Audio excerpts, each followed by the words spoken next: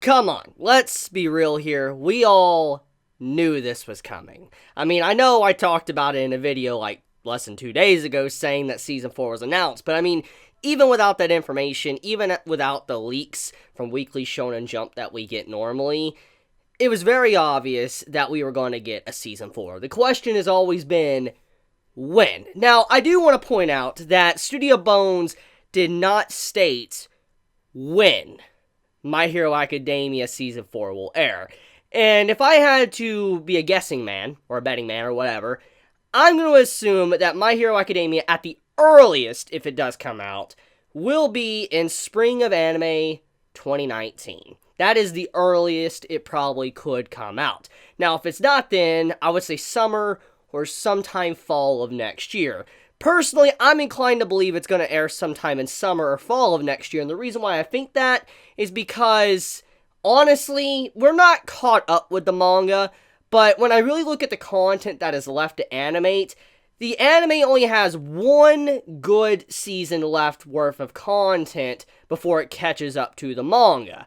And the reason why is, it's not because Horikoshi's been slacking or anything, it's just because anime typically, they animate like 2 to 3 chapters sometimes. Sometimes it can be a little bit more than that, but most of the time when they do animate an episode, it's 3 chapters. A 200th chapter just came out literally yesterday.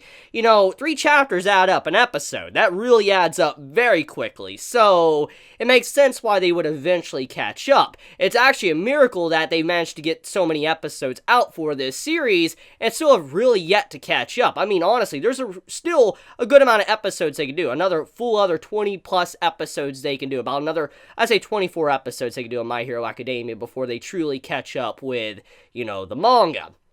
But to get to the main point, though, is the fact that the reason why I believe that it's going to be a little bit longer is because of that. I believe it might come out sometime in summer or maybe fall of next year, because it will give time for the manga to get enough content for they can at least animate 2 new seasons, like Season 4 and then a Season 5. Because right now, the content that's going on in the manga, it's like the content that would probably be in for Season 5 of the anime. That's the type of content we're getting into. So once this current arc we're getting into is over, most likely that's when Season 5 will be at the ready. I know we're about to get into Season 4, but they need to plan ahead, because obviously My Hero Academia, it's a very successful series. I mean, I have yet to actually make a video on it, so I guess it's the best time as ever to really talk about it, but the My Hero Academia movie that, came out in the States very recently, that's been in select theaters around, the USA, it's sold really well. Apparently, like, when it came out, it was, like, number 5 in the box office or something. I saw something like that. There was, like, an article or whatever on it,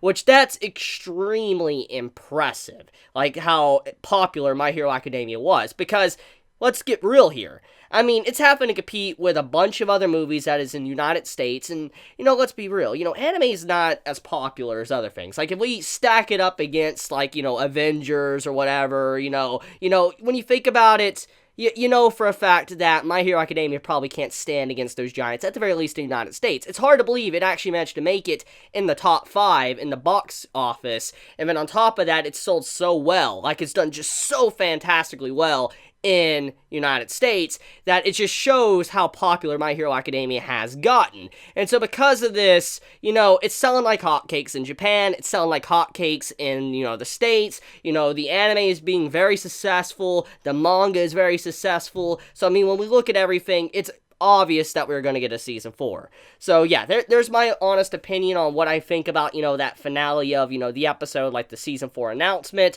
to, potentially when it might come out. Now that that has all been said, this is the finale, and with a heavy heart, it sucks that this is going to be the final episode review for the anime, probably for a while. I mean, even if it does come out in spring, it's still kind of a while. I mean, we got to get through the fall season, and then the winter season before we can even probably watch new content if Season 4 comes out in spring. So it's a long wait. It's going to be a bit. It's going to be like 6+ months, if at the earliest, until we see more content. But, with this finale, it sets up properly for where Season 4 is going to start. And holy crap, I'm kind of shocked where they ended it at.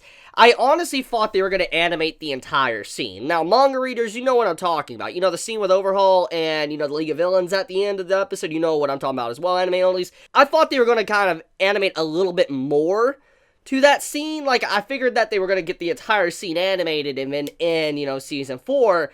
But in a lot of ways, I like the way they cliffhangered it, because it's definitely going to be a very interesting start to season 4, because that scene's going to get continued. By the way, when, season 4 gets around, episode 1, that scene is going to be the start of season 4. It's very important. It's an extremely important scene for the story that sets up pretty much the entire point of the overhaul arc. So I'm looking forward to seeing that scene. And, coming into the first episode and seeing something that's going to happen first thing, oh my god, I cannot wait to see the reaction of anime onlys that are, not manga readers. That's going to be pretty enjoyable.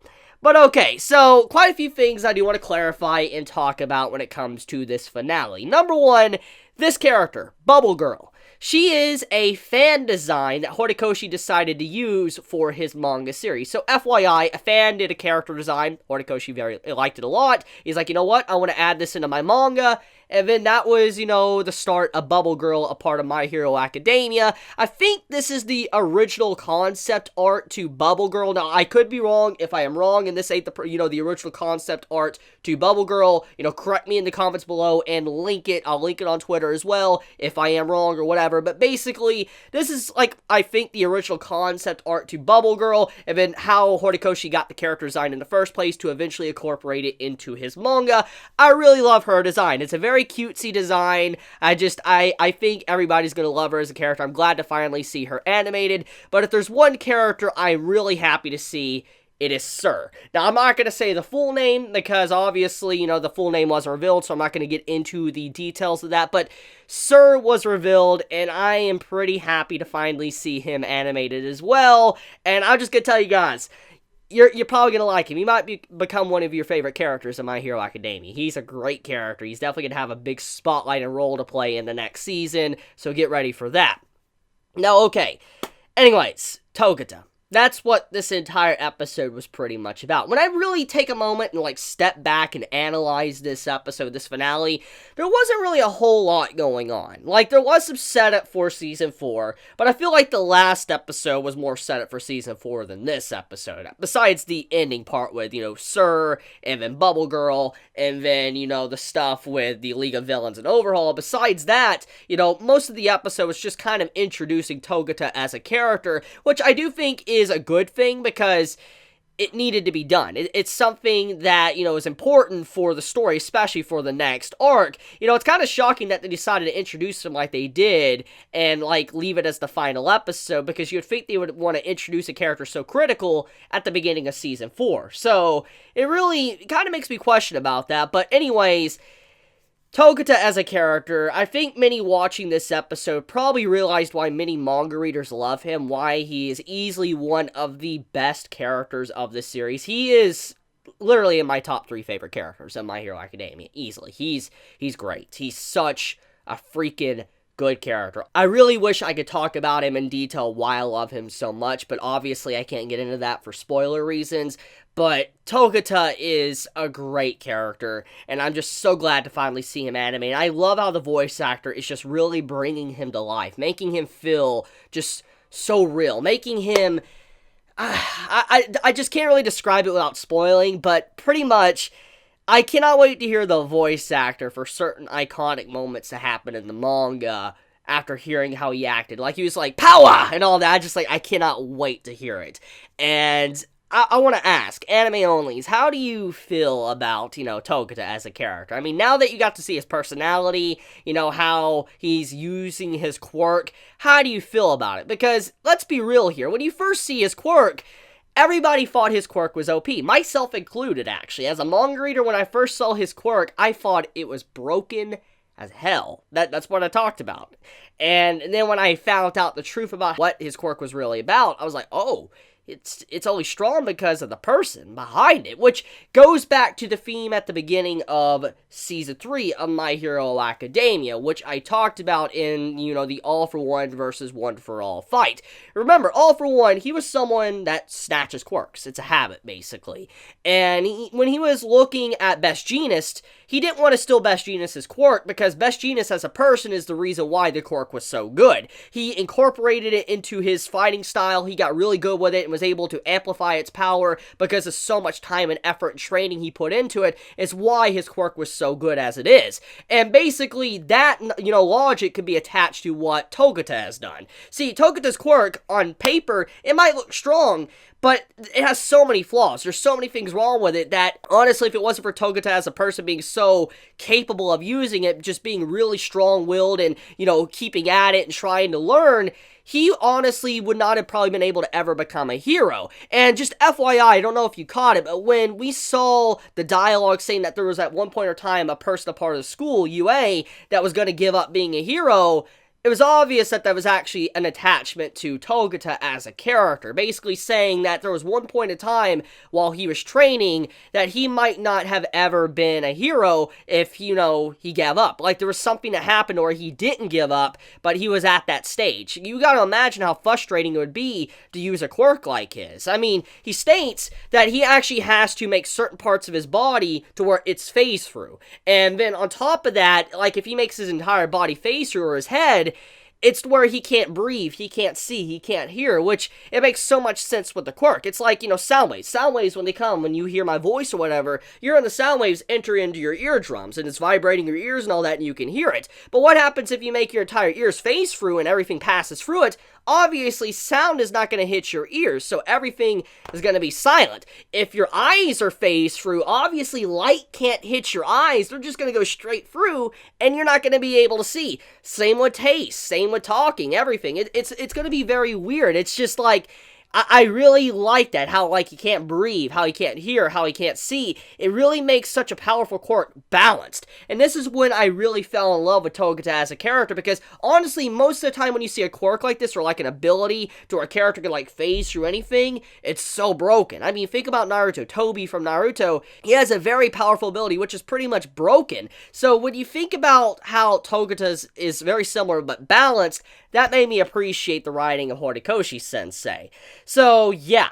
Togata as a character, easily one of my favorites, and I think many of you guys are going to love him. Tell me your thoughts. How do you feel about his quirk? How do you feel about the time and effort he obviously had to put in to making his quirk so powerful? And how did you feel about what he did to Class A? He just ripped them apart like it was nothing. He attacked the backline fighters before getting into the close-range combat fighters, and let me explain why.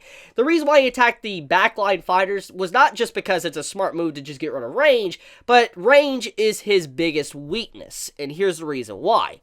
See, as someone that is phased through, you'd think range attacks wouldn't affect him much. That is true.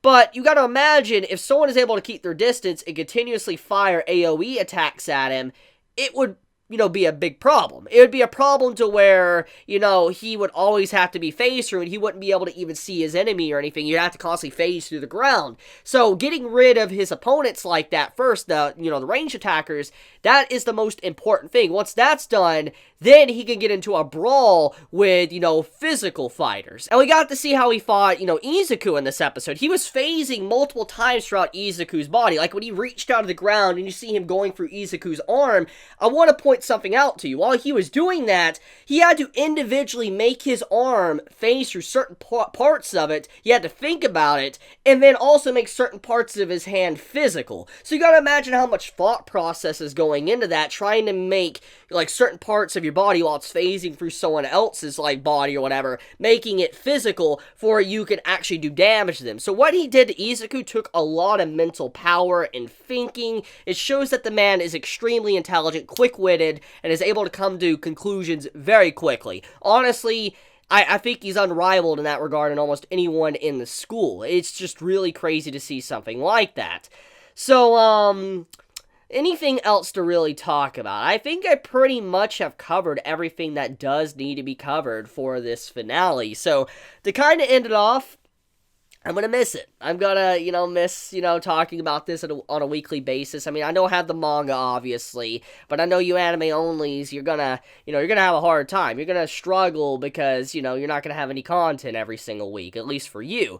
Now, I know many of you are gonna ask me, should I read the manga? Personally, as someone that, makes, YouTube as my main passion and it's like pretty much my job, I would say yes, because then you would probably watch my videos. But to be serious as a fan, though, like, throwing that aside and acting like a fan, personally, I don't think you should. And the reason why I don't think you should read the manga is because the anime is so good. It is so freaking good, and I don't think you really should spoil yourself on the manga. Yes, in some portions of the anime, the manga is better in terms of artwork, not gonna lie, but the anime is so much better in so many ways, in so many different scenes, that honestly, the good outweighs the bad, and I think waiting for Season 4 to come out is the best thing you could potentially do if you're still an anime only. So what I say is wait. The anime is good. Don't read the manga. I mean, if you must read it, the manga is great, but I'm just saying the anime just brings a whole new level of, passion to the series that honestly the manga will never be able to capture. Not because it's the manga's fault, but it's just because manga is a very limited medium and you really can't get everything out of it like you can with an anime. But yeah, that's my 2 cents there. You all have a wonderful day or night wherever you live. And if you enjoy my content, please subscribe. If you like this video, please leave a like. And if you want to get notified for whenever I upload a video, please click the bell icon down below. And with that, Chibi out.